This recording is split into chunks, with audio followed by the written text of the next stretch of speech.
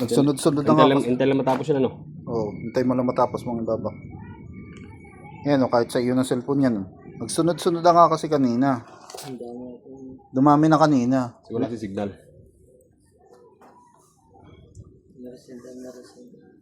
Hindi, may signal nga eh.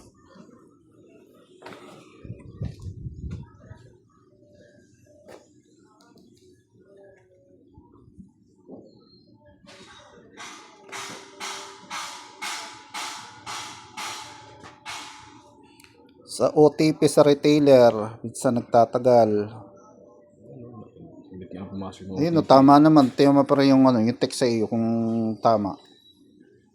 Sabi daw kasi ni Kati, mali daw yung number eh. Hindi ah. Tama naman.